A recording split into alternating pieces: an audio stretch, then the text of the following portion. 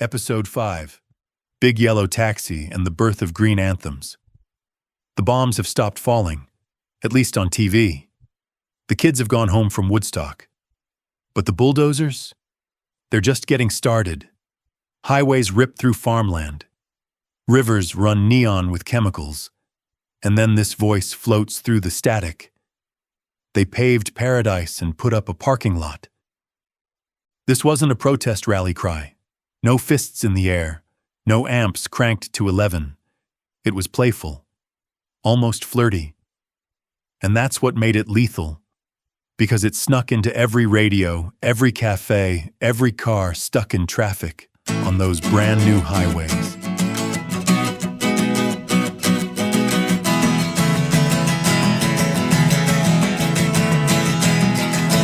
They paved paradise, put up a parking lot with a pink hotel, a boutique, and a swinging hot spot. Don't it always seem to go that you don't know what you've got till it's gone? They paved paradise, put up a parking lot. They paved paradise, put up a parking lot. They paved paradise, put up a parking lot. Act 1. The Green Awakening. 1970 wasn't just a new decade. It was the year everything changed, again. The war protests were winding down, but a new kind of urgency was rising. The air was getting harder to breathe. The water was turning colors that water shouldn't be. And for the first time, music started asking, what if we destroy the world while we're trying to save it? The environmental crisis wasn't abstract theory in 1970. It was daily reality. The Cuyahoga River in Cleveland had literally caught fire the year before. Not metaphorically, literally. The water burned for days because it was so polluted with industrial chemicals. Los Angeles was disappearing under smog so thick that kids couldn't play outside. Lake Erie was declared dead, completely lifeless from chemical runoff. And DDT was killing birds by the millions, making their eggshells so thin they cracked before hatching. This was the America that Joni Mitchell saw when she flew into Hawaii in 1970. Paradise below, but scarred with concrete. Beauty strangled by progress. She wrote Big Yellow Taxi that night. A 3-minute prophecy disguised as a pop song. April 22nd, 1970. 20 million Americans marched for the first Earth Day, the biggest single-day demonstration in U.S. history. Bigger than any anti-war protest. Bigger than the March on Washington. 1 in 10 Americans took to the streets demanding a future that didn't look like a smokestack. But here's what made the environmental movement different from everything that came before. It wasn't partisan. Republicans marched alongside Democrats. Suburban moms walked with college radicals. Because when your kid can't breathe the air, ideology becomes irrelevant. And the music reflected that. Environmental songs weren't angry protest anthems. They were lullabies for a dying world. Gentle warnings wrapped in beautiful melodies, music that could play on middle-of-the-road radio without scaring anyone. Joni wasn't alone. Marvin Gaye, the same man who'd given us sexual healing, dropped Mercy, Mercy Me, The Ecology, in 1971. Whoa, oh, mercy, mercy me. All things ain't what they used to be. Now, where did all the blue skies go? Poison is the wind that blows from the north and south and east. Whoa, mercy, mercy me. All things ain't what they used to be. No, oil wasted on the oceans and upon our seas, fish full of mercury. Poison is the wind that blows from the north and south and east. This wasn't Motown's usual love song. This was soul music about a world losing its soul. Neil Young weighed in with After the Gold Rush, a fever dream of rockets to the sun and Mother Nature on the run. Even the Beach Boys, America's soundtrack of endless summer, started singing about pollution on Don't Go Near the Water. Don't go near the water. Don't you think it's sad what's happened to the water? Our water's going bad. Oceans, rivers, lakes, and streams have all been touched by man. Poison floating out to sea now threatens life on land. The message was urgent, but the delivery was soft. Environmental protest music had learned something from watching the anti-war movement get co-opted. Don't scare the audience. Seduce them. But before we dive into how the music industry packaged environmental concern, we need to understand what was actually happening to the planet. Because these weren't protest songs about abstract political theory.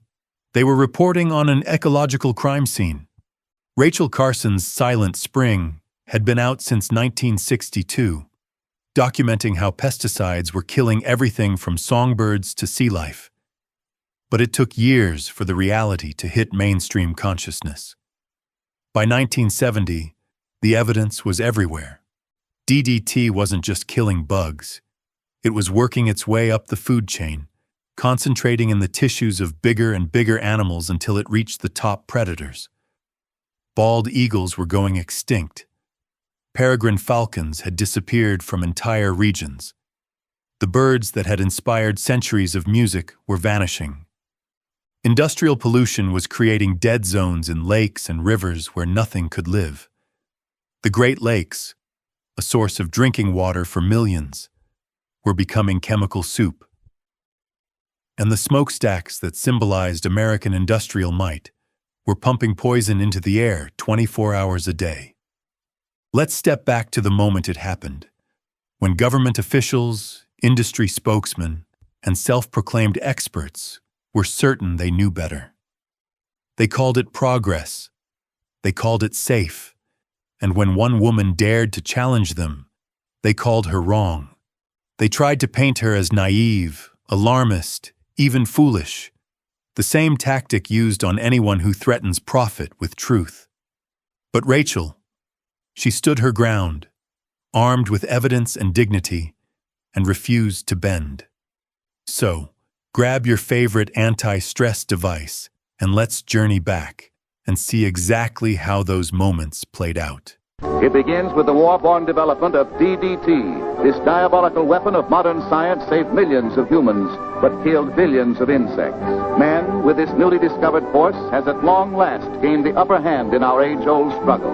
Just like these mosquito larvae, it came from laboratories where top scientists from famous universities and from industrial and government organizations collaborated to develop something new and different. They succeeded. They perfected Pestroy, the most effective weapon man has ever wielded against insects. To begin with, this new pest killer is a DDT preparation. We realize what that means. Once a bug comes in contact with DDT, he's lost. All he has to do is just walk on any Pestroid-treated surface. DDT is absorbed through the feet and spreads throughout the insect's entire nervous system. The effect is disastrous. DDT seems to literally drive bugs crazy.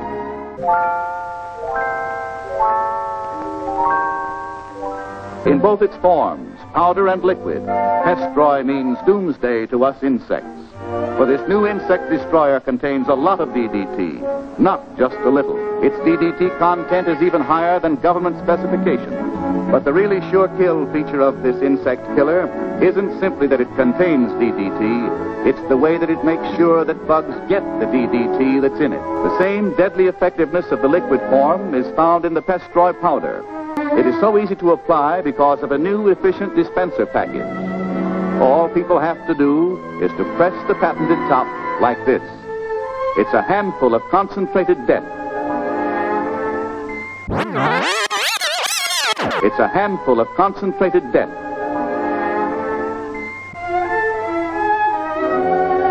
This powder is truly activated.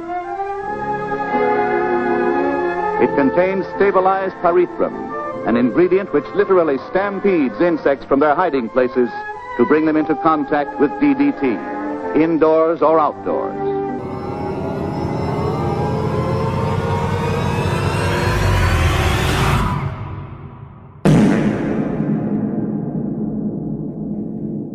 With the possibility of a serious infantile paralysis epidemic, health authorities of the city of San Antonio, Texas, attacked the germ carriers throughout the city.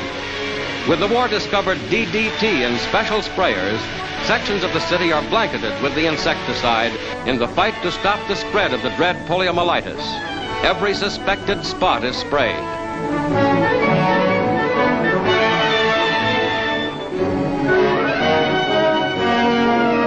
Even the streams are disinfected, and in the parks and public places, children are forbidden to gather. Tons of DDT are used in this fight against the dread disease, whose principal target is the young. Again, war has contributed one of its discoveries to save life. People thought it was a good thing because they got action in solving a problem as they conceived it. They were, for example, complaining about mosquitoes. And if the spray truck came down the street, they were told to just stay indoors for a few minutes and everything would be all right. So you had the government endorsing a product and you had the chemical industry pushing it very aggressively. There was a development program going on within the corporate system saying, well, if a little bit is good, a lot more is much better, isn't it? Public health departments staged demonstrations to convince the public of DDT's effectiveness and safety. Enthusiasm for the chemical knew no bounds, and few were questioning the wisdom of such use. Public places and private backyards were being treated whether people liked it or not. In 1957, planes sprayed a Massachusetts bird sanctuary owned by Olga Huckins, a friend of Carson's. In fury and desperation, Huckins told her what had happened. The birds showed all the symptoms typical of DDT poisoning. In her groundbreaking book, Silent Spring, Rachel Carson jolted a prosperous post-war America, a country confident that science and technology were leading the way to a future in which disease and hunger could be overcome. In no small part thanks to a new generation of powerful pesticides. But in Silent Spring, Carson warned that progress had a price. We have to remember that children born today are exposed to these chemicals from birth, perhaps even before birth. Now, what is going to happen to them in adult life as a result of that exposure? We simply don't know. These sprays, dust, and aerosols are now applied almost universally to farms, gardens, forests, and homes. Non-selective chemicals that have the power to kill every insect, the good and the bad, to still the song of birds and the leaping of fish in the streams, all this, though the intended target may be only a few weeds or insects. Through sheer determination, Carson participated in an hour-long CBS News documentary on pesticides. CBS reports The Silent Spring of Rachel Carson, which aired not long after Silent Spring became a national bestseller. Can anyone believe it is possible to lay down such a barrage of poisons on the surface of the earth without making it unfit for all life? While Carson didn't contend that chemical insecticides must never be used, she faced harsh opposition. A spokesman for the chemical industry, Dr. Robert White Stevens. The major claims in Miss Rachel Carson's book, Silent Spring, are gross distortions of the actual facts, completely unsupported by scientific experimental evidence and general practical experience in the field. If man were to faithfully follow the teachings of Miss Carson, we would return to the Dark Ages, and the insects and diseases and vermin would once again inherit the earth. And when CBS turned to government experts, the questions were many, but the answers few. Dr. Paige Nicholson, water pollution expert, Public Health Service. Do you know how long the pesticides persist in the water once they get into it? Not entirely. Do you know the extent to which our groundwater may be contaminated right now by pesticides? We don't know that either, nor do we know if concentration may be occurring in groundwater. There appears to be growing concern among scientists as to the possibility of dangerous long-range side effects from the widespread use of DDT and other pesticides. Have you considered asking the Department of Agriculture or the Public Health Service to take a closer look at this? Yes, and I know that they already are. I think particularly, of course, since Miss Carson's book, but they are. Miss Carson maintains that the balance of nature is a major force in the survival of man, whereas the modern chemist, the modern biologist, the modern scientist believes that man is steadily controlling nature. Now, to these people, apparently the balance of nature was something that was repealed as soon as man came on the scene. Well, you might just as well assume that you could repeal the law of gravity. The balance of nature is built of a series of interrelationships between living things and between living things and their environment. You can't just step in with some brute force and change one thing without changing a good many others. Now, this doesn't mean, of course, that we must never interfere, that we must not attempt to tilt that balance of nature in our favor. But unless we do bring these chemicals under better control, we are certainly headed for disaster. Struth. That was some crazy balls-up shit right there. For those who haven't seen what you just heard, let me paint you a wallet-sized picture. Trucks crawling down suburban streets, pumping out massive clouds of death. Bloody everywhere. Do yourself a favor. Look it up on YouTube. Your eyes don't lie, right? Go on. Hit pause. It's not 1973 anymore. Anyway, I'm technically not meant to pop up again until episode 7, when we rock out at Wembley for the greatest concert ever staged, Live Aid. But after watching that footage, I had to throw in a struth, a shit, and yes, a testicle reference. That's the beauty of this show. No one telling us what we can say or show, apart from that dodgy bloody algorithm. Enjoy the ride, folks. I'll see you and be reunited with my trusty sausage dog Scamp in episode 7. Hooroo. Meanwhile, nuclear weapons testing was contaminating the atmosphere with radioactive fallout.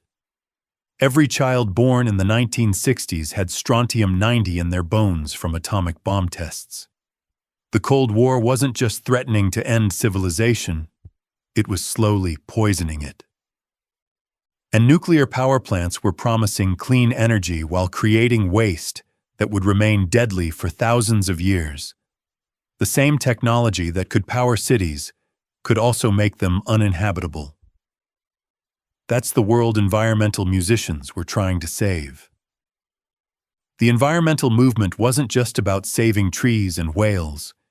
It was about recognizing that humans were part of an interconnected web of life that could be destroyed. This was a bigger, more fundamental challenge than ending a war or winning civil rights. This was about survival itself. And that's why the music was different. Environmental songs weren't trying to defeat an enemy. They were trying to save a patient. The planet was in intensive care, and music was part of the healing process. Act 2. From radical to radio-friendly. But here's where the story gets complicated. Environmental awareness was spreading, but so was something else. The realization that green consciousness could be incredibly profitable. Madison Avenue had been watching the counterculture for years, trying to figure out how to monetize rebellion. They'd had some success turning hippie fashion into mainstream trends. But environmentalism? That was different. That was mainstream from day one. By 1972, oil companies were running TV ads with sunsets and wildlife. Car manufacturers were pitching eco-friendly models with 8-cylinder engines, and chemical companies were sponsoring Earth Day events while continuing to dump toxins into rivers. The term greenwashing hadn't been invented yet, but the practice was being perfected. Take a corporation that's destroying the environment, slap some nature imagery on their advertising, maybe sponsor a few environmental events, and suddenly they're part of the solution. The record industry wasn't about to miss out on this trend. They started slapping peace signs and ecology symbols on album covers, marketing protest music as lifestyle accessories. Environmental consciousness became a brand you could buy. Labels started signing any artist who could write a song about nature.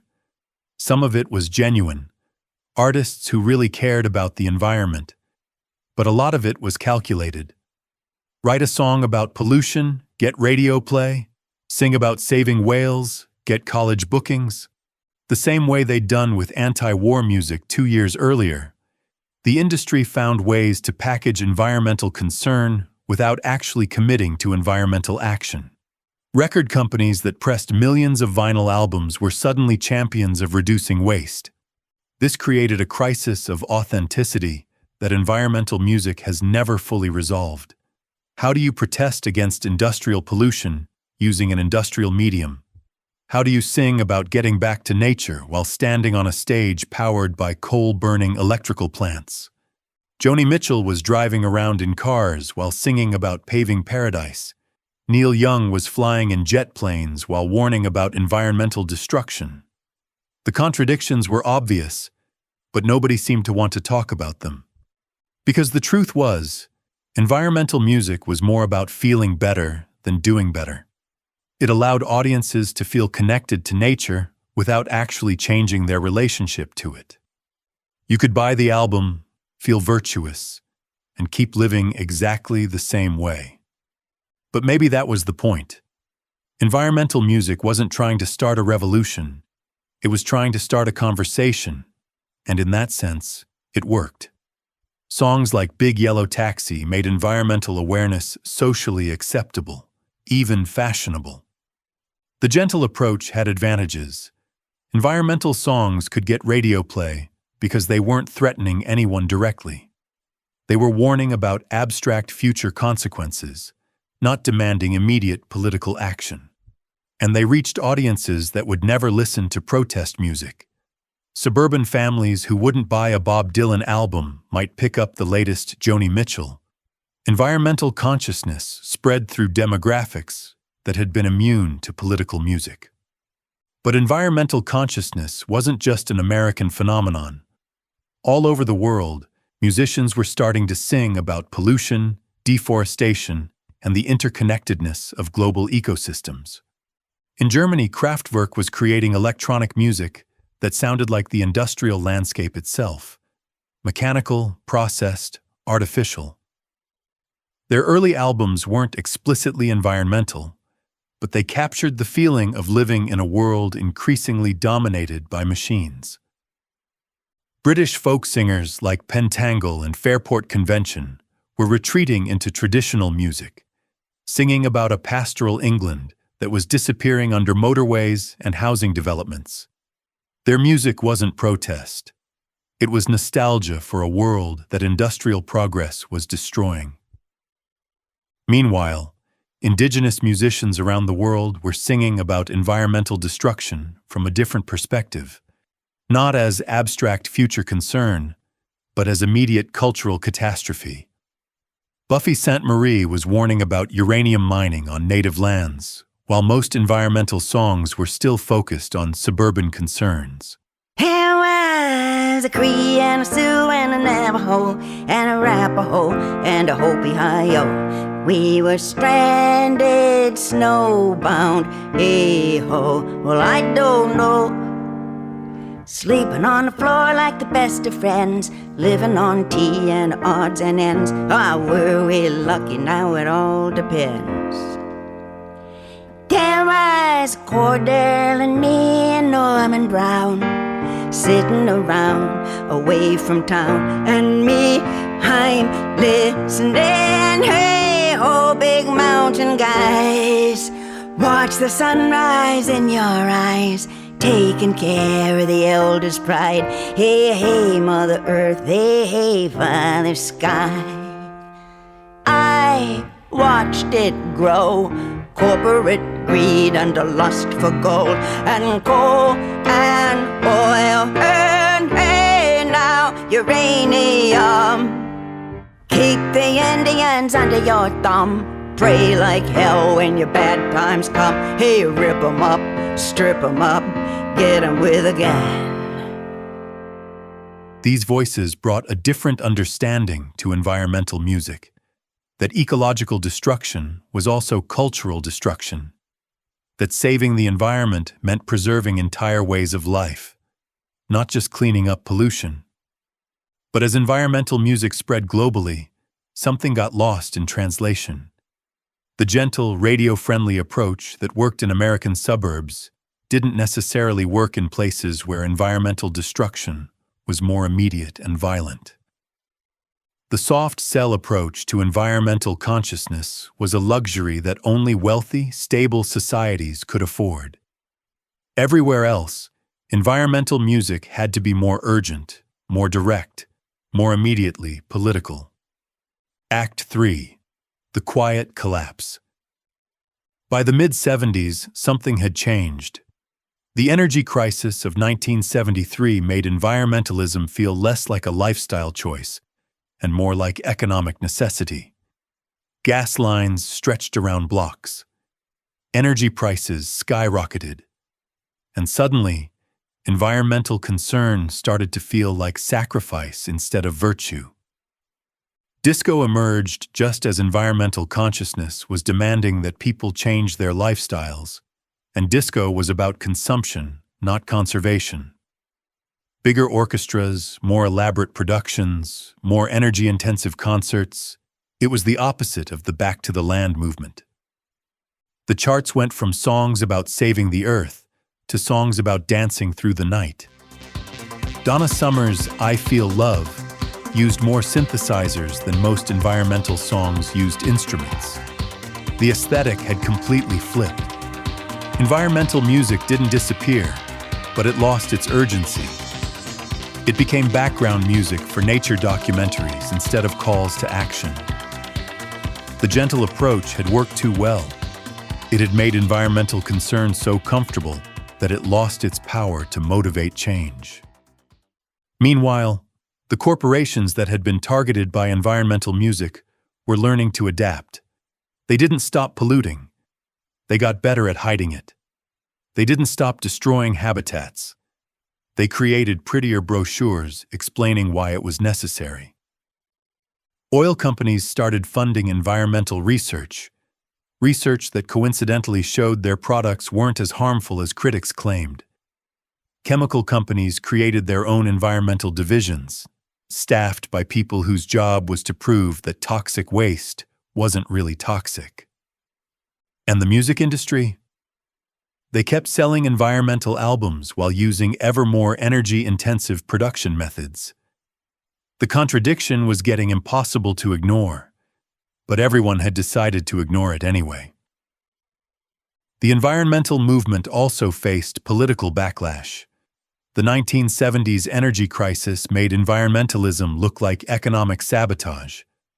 Environmental regulations were blamed for job losses. Conservation was reframed as deprivation.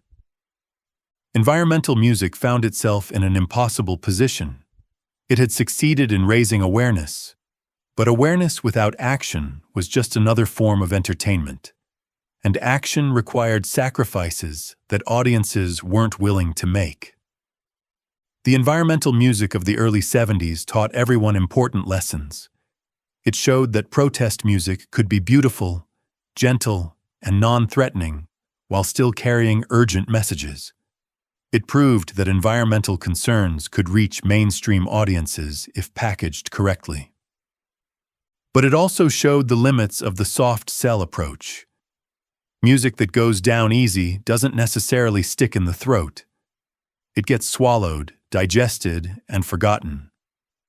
The system had learned to absorb environmental concern without actually changing its behavior. Those parking lots that Joni sang about? They didn't shrink. They multiplied. The paradise didn't get unpaved. And 40 years later, we're still fighting the same battles, still writing the same songs, still hoping that music can save a world that seems determined to destroy itself. Act 4. So what did environmental music actually accomplish? It raised awareness on a massive scale. It made environmental concern socially acceptable. It created a shared vocabulary for talking about humanity's relationship with nature. Those aren't small achievements. But it also established a pattern that environmental activism still struggles with. The idea that consciousness raising is enough. That feeling bad about environmental destruction is the same as doing something about it. That buying the right album or attending the right concert constitutes meaningful action. The gentle revolution of environmental music in the early 70s was both a success and a failure. It succeeded in changing how people thought about the environment. It failed to change how they lived in it. But environmental music did establish a template that's still being used today. Make the message beautiful. Make it non-threatening. Make it something people can consume without feeling guilty about their consumption. Every benefit concert, every awareness campaign, every celebrity endorsement of environmental causes follows the playbook that was written in the early 70s. Create an event that makes people feel good about caring, then hope that feeling translates into action. Environmental music proved that protest could be profitable if you packaged it right. But that lesson didn't start in the 1970s. It went back much further, to a time when protest music wasn't about albums or radio play, but about sheet music and parlor pianos. Next time, we're going back to the beginning. Before vinyl ruled the world, protest topped the charts on paper. Before MTV, there were store windows on Tin Pan Alley. Welcome to the weird prequel to chart culture, when sheet music was king and revolution came with a free metronome.